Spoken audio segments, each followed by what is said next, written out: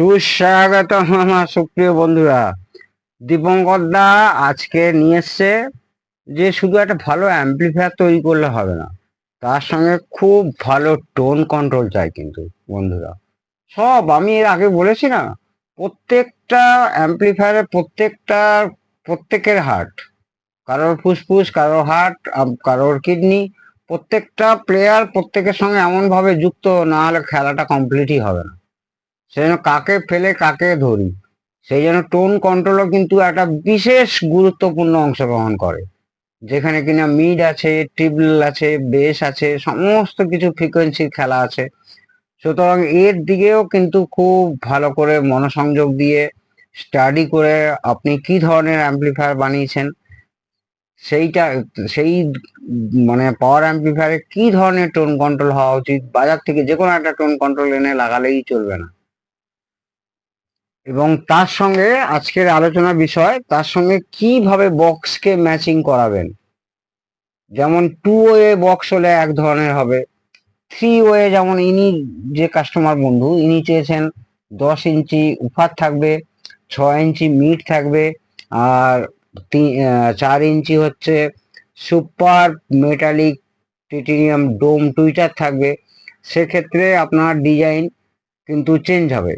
বাজার থেকে আমরা যে ধরনের ক্রসওভার নেটওয়ার্ক কিনতে পাই সেটা আনলে তো চলবেই, কিন্তু আপনার কাছে যদি ডিএসও থাকে, ডিএসওতে দেখলে আপনি দেখতে পাবেন যে এই অ্যাম্পলিফায়ার, যে প্রি অ্যাম্পলিফায়ারটা কিনা লাগানো আছে, সে কি ধরনের, ধরুন বেসের সময় কত হার্জ দিচ্ছে, টোনের সময় কত হার্জ দিচ্ছে, বা মিডের সময় কত হার্জ দিচ্ছে, সেই অনুযায়ী যদি আপনি এই বক্স কিনা এনক্লোজার তার সঙ্গে হচ্ছে ক্রসওভার নেটওয়ার্কটা নিজের হাতে বানিয়ে নেন, তাহলেই কিন্তু আপনি 100% সাকসেস।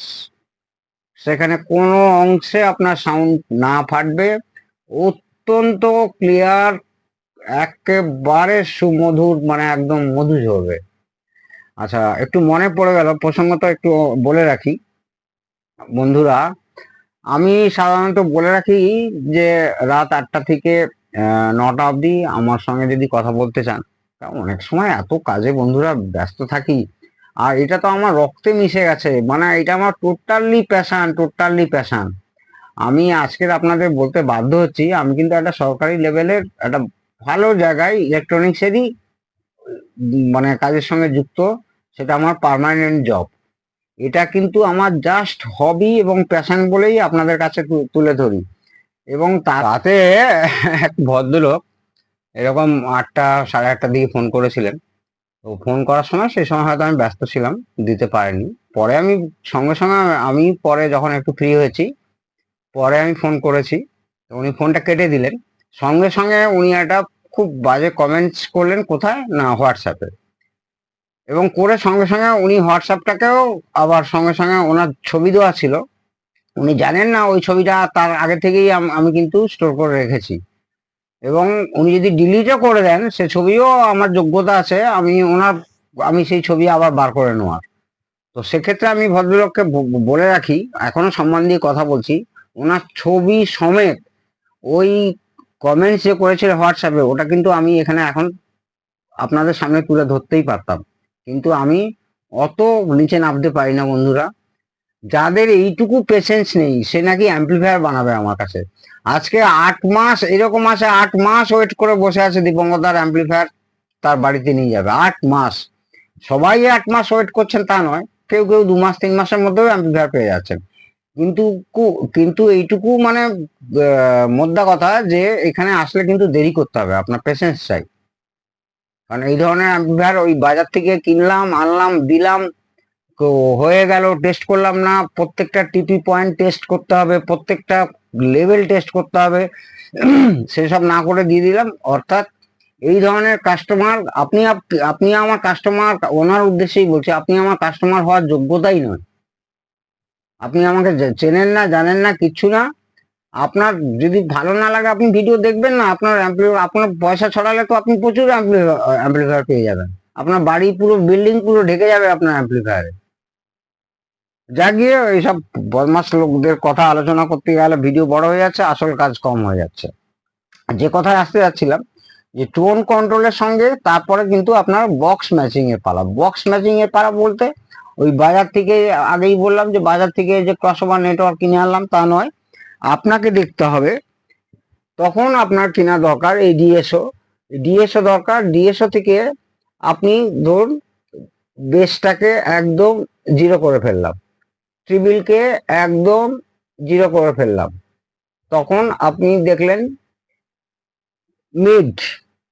এইবারে মিডে কিন্তু একটু বেসও আসবে, ট্রিবিলও আসবে, তবেই সেটা কিন্তু মিড। এই ধরনের অফারগুলো কিন্তু শুধু মানে সাবওয়ুফার না, সাবওয়ুফার শুধু কি করে না লো ফ্রিকোয়েন্সি পাস করে, এ কিন্তু লো ফ্রিকোয়েন্সি পাস করবে, হাই ফ্রিকোয়েন্সিও পাস করবে, মিড বাস, ঠিক আছে, তবেই সেটা উফার। আর এইখানে দেখুন পার্টিশন করা হয়েছে, যেহেতু এইটা লো ফ্রিকোয়েন্সি ম্যাক্সিমামে চলবে, সেই জন্য এখানে পার্টিশন করা হয়েছে। এই যে পার্টিশন করা হয়েছে কিনা এই ফ্রিকোয়েন্সি যাতে এতে মিক্স না হয়, অর্থাৎ কিনা এই বক্সের ভেতরে কিন্তু পার্টিশন করা হয়েছে এই মিডের জন্য। এই মিড, ধরুন এটা মিড, এই মিডে অনেক সময় কি হয় এইটা কভার করা আছে, এই জায়গাটা কভার করা আছে, তাহলে কিন্তু পার্টিশন না করলেও চলবে। যেহেতু এখানে হোল করা আছে, তাহলে আপনি একে মিড হিসাবে ব্যবহার করছেন, তাহলে কিন্তু আপনাকে এখানে পার্টিশন করতেই হবে। আর এখানে তো টুইটার বললাম, সুপার ডোম টিটিনিয়াম অ্যালুমিনিয়াম, খুব ভালো মানের 4 ইঞ্চি টুইটার আছে। এবার একটু বেসিক এদের ফাংশন মানে টোন কন্ট্রোল ফাংশন, অর্থাৎ কিনা মিড কত ফ্রিকোয়েন্সিতে চলে, টোন কন্ট্রোল টিবিল কত ফ্রিকোয়েন্সিতে চলে, সেগুলোতে একটু আসছি। মানে বেসিক নলেজটা একদম। যেমন লো বাস, লো বাস যখন আসবে, এইখানে লো বাসটা যখন আসবে তখন 20 হার্জ থেকে ম্যাক্সিমাম হচ্ছে 250, মানে 250 হার্জ, কিন্তু কিলো হার্জ না বন্ধুরা, গুলিয়ে ফেলবেন না। আর মিড কখন বলবো, এই যে মিড, মিডটা হচ্ছে 250 কিলো হার্জ, আরে সরি 250 হার্জ থেকে, মানে এ হচ্ছে লাস্ট কত 250 হার্জ, তারপরে কিনা এ ধরবে। এ কোথা থেকে ধরবে না 250 হার্জ থেকে একদম 4 কিলো হার্জ। এ যেখানে গিয়ে একদম হেরে গেল, মানে 250 হার্জে লাস্ট গেল, তারপর থেকে এ ক্যারি করবে 250 হার্জ থেকে 4 কিলো হার্জ। এইবারে আসছি একদম এই টুইটারে চলে আসছি, মানে হাই মানে ট্রিপল, সেখানে হচ্ছে এ লাস্টে কি করলো 4 কিলো হার্জ অব্দি গেল, এই মিড 4 কিলো হার্জ অব্দি লাস্ট ছেড়ে দিল। এ যেমন 250 হার্জ অব্দি ছেড়েছিল, এ 4 কিলো হার্জ অব্দি ছাড়লো, মানে ছেড়ে দিল। তারপরে ক্যারি কে করবে না এ করবে 4 কিলো হার্জ থেকে একদম 20 কিলো হার্জ। বন্ধুরা বোঝাতে পারলাম কিনা জানি না, আমি তো দুবার রিপিট করলাম। Most important for cleaning sound, most important for মানে ক্লিনিং সাউন্ড, মানে একদম মধুর সাউন্ড, সেটা কিন্তু লুকিয়ে আছে এইখানে, এই মিডে। এই যে 400 হার্জ,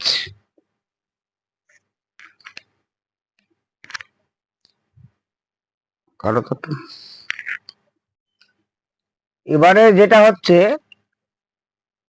এইখানের খেলা, যেটা কিনা বললাম একটু আগে যে মোস্ট ইম্পর্টেন্ট ফর একদম সুপার ক্লিন সাউন্ড, সেই ফ্রিকোয়েন্সিটা কত বন্ধুরা, সেই ফ্রিকোয়েন্সিটা অর্থাৎ কিনা ভোকাল, ভোকাল ফ্রিকোয়েন্সিটা হবে 400, অর্থাৎ কিনা 400 হার্জ। আমরা ভোকালটাকে খুব ভালো পাবো 400 হার্জে।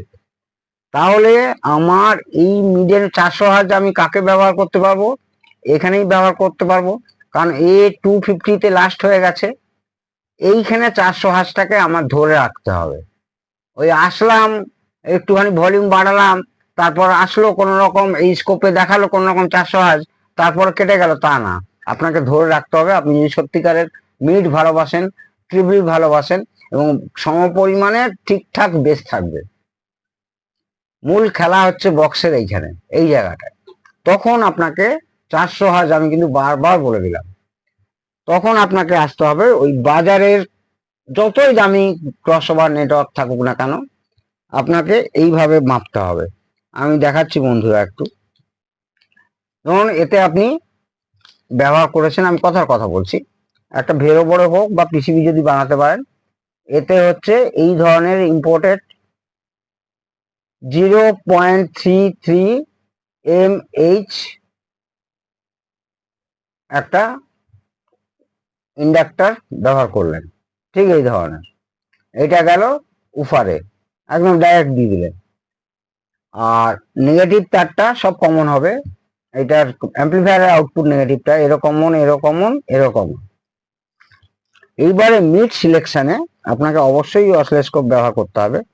যেমন ধরুন আমি একটু দেখাচ্ছি বন্ধুরা, খালি অনেকগুলো পার্টস লাগিয়ে দিলাম, এই ক্যাপাসিটার লাগিয়ে দিলাম, এই ক্যাপাসিটার লাগিয়ে দিলাম, এইসব মূল উদ্দেশ্য না। মূল উদ্দেশ্য আপনি তখনই একদম আইডিয়াল ইঞ্জিনিয়ার, কম কম্পোনেন্টসে খুব সহজ পদ্ধতিতে আপনি খুব সুন্দর একটা জিনিস বানিয়েছেন এবং যার ডিউরেবিলিটি অনেক হাই, সেটাই কিন্তু আসল ইঞ্জিনিয়ারিং। এক্ষেত্রে আমি দেখুন আপনাদের বাজিয়ে একটা শোনাচ্ছি, যে কোনো একটা গান চলুক না কেন। কমন কানেকশন কোথায় গেল?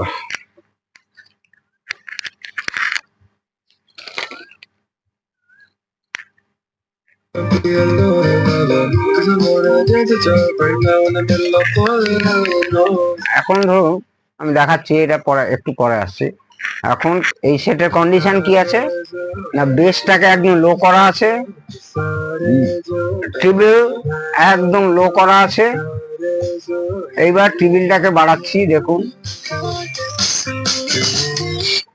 এই দেখুন একদম কিলো হার্জে চলে গেছে। কিন্তু এইবারে আমি ধরুন বেসকে বাড়াচ্ছি, বেস বাড়ালাম, ট্রিবল কমালাম, এইবারে দেখুন একদম হার্জে গেছে। তো সেক্ষেত্রে এবারে যখন আমি মিড কানেকশন করছি, এখন কিন্তু উইদাউট মিড চলছে। মিডটাকে কি করলাম, এইটাকে নেগেটিভ, এই নেগেটিভ দিয়ে দিচ্ছি,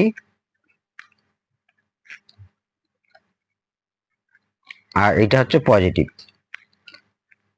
এইবারে আমরা কি ব্যবহার করব, প্রথমে দেখুন আমি একটা ক্যাপাসিটার নিচ্ছি যার ক্যাপাসিটেন্স ভ্যালু 22 মাইক্রোফ্যারাড 450 ভোল্ট।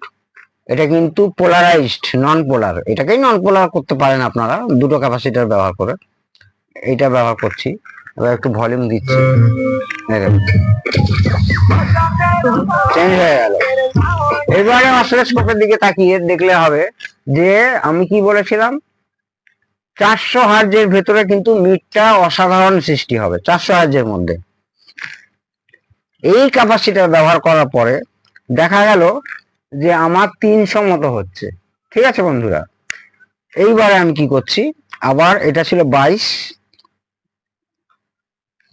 এইটা কিন্তু সব অ্যাম্পলিফায়ার সব বক্সের জন্য নয়, কেবলমাত্র এই অ্যাম্পলিফায়ার, তার জন্য এই বক্স, তার জন্যই কাস্টমাইজ তৈরি হচ্ছে। সেই জন্যই বলি কাস্টমাইজ অ্যাম্পলিফায়ারের মতো আর অ্যাম্পলিফায়ার হয় না। যে যেমন তার তেমন জিনিস দিতে হবে, তবেই আপনার সুন্দর জিনিস তৈরি হবে। আপনি কিনলেন মারুতি 800, চাপিয়ে দিলেন লরির ইঞ্জিন, বললেন ও কি খরচা করেছি ভাই, একটা বাসের ইঞ্জিন লাগিয়ে দিয়েছি, আমার গাড়িটা কি দৌড়বে। সরি, জীবনে ভালো চলবে না। যে গাড়ির যে জিনিস, যে পিস্টন, এও তো একটা পিস্টন সিলিন্ডারের খেলা খেলছে। কয়েলটা হচ্ছে পিস্টন, আর এখানে যে হেডটা আছে এটা হচ্ছে এই হেড হচ্ছে আপনার সিলিন্ডার, এইটা এখানে পাঞ্চ হচ্ছে, ওইটা হচ্ছে পিস্টন। তো সেক্ষেত্রে আমি যেখানে ওই বললাম মারুতি 800 বা অল্টো K10 জায়গায়, K1000 জায়গায় আপনি একটা বাসের ইঞ্জিন লাগিয়ে দিয়ে বলছেন আরে ভাই কি দৌড়বে কি ছুটবে তুমি জানো না। আরে ভাই সে তখন আর গাড়ি থাকবে না। তা সেক্ষেত্রে এবার আমি ভ্যালু বাড়ি দেখাচ্ছি, এতেই দেরি বড় হয়ে যাচ্ছে ভিডিও, তবুও আমি আপনাদের দেখিয়ে ছাড়বো। এই একটা ক্যাপাসিটার লাগিয়েছিলাম আগে, তাতে কিন্তু 300 হার্জের মতো হচ্ছিল। এই দেখুন, একটু ভলিউম তুলছি। এইবারে আমি কি করলাম, আবার একটা ক্যাপাসিটার সিরিজ করলাম, অর্থাৎ কিনা 22x22 44 মাইক্রোফ্যারাড হলো। এতে কিন্তু ফ্রিকোয়েন্সি বেড়ে যাবে। এখন দেখুন বন্ধুরা, এবারে আমি একে কমিয়ে দিচ্ছি। তো এই জন্য আপনাদের কিন্তু হাতে গানটা আমি আর একটু বেশিক্ষণ বাজাতে পারতাম, জানি না এতে আবার কপিরাইট খাবো কিনা। এফএম থেকে একটা গান চলছিল। তা এইভাবেই আপনাদের কিন্তু ওই বাজার থেকে ক্রসওভার নেটওয়ার্ক না কিনে আপনাদের নিজস্ব ল্যাবে পরীক্ষা নিরীক্ষা টোটাল R&D করে দীপঙ্কর দার প্রত্যেকটা বক্স, প্রত্যেক মানে আমি আজ পর্যন্ত যত যা বক্স বানিয়েছি কোনোটাই একরকম নয়। যেরকম অ্যাম্পলিফায়ার তৈরি হয়েছে, তার কি প্রি অ্যাম্পলিফায়ার আছে, তার পাওয়ার ট্রানজিস্টার কি আছে, কত ভোল্টেজে চলছে, সেই অনুযায়ী কিন্তু তার বক্স ডিজাইন হবে, তার প্যারামিটার টিএস প্যারামিটারকে আপনাকে ফলো করতে হবে, এবং কিনা পার্টিশন করতে হবে কি করতে হবে না, পুরো সেই ডিসিশন আপনাকেই নিতে হবে, R&D করতে হবে। এবং মিডের জন্য যে ফ্রিকোয়েন্সি আপনার চাই, এবং অফারের জন্য যে লো ফ্রিকোয়েন্সি চাই, সেই সমস্ত ক্যাপাসিটেন্স আর রেজিস্টার ভ্যালু ঠিকঠাক করে আপনাকে কিন্তু লাগালেই আপনি একদম শিওর গোল করতে পারবেন, এবং খেলার মাঠে আপনি জিতে আসবেনই আসবেন। আপনার ভাগ্যে জয় লেখাই আছে, একেবারে আপনি একদম ফুল সাকসেস হয়ে আসবেন। তো মনোধৈর্য দিয়ে আমি হয়তো একটুখানি হলেও আপনাদের কাজে লাগছি কিনা জানি না, তো যদি কাজে লাগছি আমার ভিডিওগুলো ফলো করুন। আমি ওই সাবস্ক্রাইব করুন, অমুক করুন, দেখবেন আমাকে খুব কম বলিই না, বলতে গেলে বলি না। কারণ আপনাদের মধ্যে কেউ 1% লোকও যদি কেউ কিছু শিখতে পেরেছেন, আমার এরকম অনেক বন্ধু আছেন দিন রাত মেসেজ পাঠান যে আপনার কাছ থেকে অনেক কিছু শিখছি, আপনাদের কমেন্টসেও দেখবেন, এবং তারা ফোনও করেন, তাদের সাহায্য করারও চেষ্টা করি আমি। তো এই হচ্ছে ব্যাপার। তো অযথা কতগুলো এরকম একটা বোর্ড নিলাম, 3-4টে কয়েল ব্যবহার করে ফেললাম, এত বড় বড় রেজিস্ট্যান্স ব্যবহার করলাম, এ কিচ্ছু না, খুব ইজি ব্যাপার। খালি ফ্রিকোয়েন্সি গুলোকে ফলো করতে হবে, এবং যে ড্রাইভার গুলো ইউজ করছেন তার প্যারামিটার ডেটাগুলো কিন্তু আপনার চাই, যে এ কত ফ্রিকোয়েন্সি অবধি কত ডিবি লাস্ট নামতে পারে, কত ডিবি লাস্ট উঠতে মানে হাইয়েস্ট উঠতে পারে, এক্ষেত্রেও তাই, এর ক্ষেত্রেও তাই। সেই অনুযায়ী অ্যাম্পলিফায়ার অনুযায়ী টোন কন্ট্রোল অনুযায়ী যদি আপনি ক্রস ওভার নেটওয়ার্ক বানিয়ে ফেলতে পারেন খুবই অল্প পার্টসে, খুবই কম খরচে, অসাধারণ একটি বক্স তৈরি হবে, অসাধারণ একটি অ্যাম্পলিফায়ার তৈরি হবে। আজ এটুকুই থাক, আপনারা প্রত্যেকে ভালো থাকুন, সুস্থ থাকুন, আপনাদের সুস্থতা কামনা করি। জয় হিন্দ, জয় ভারত।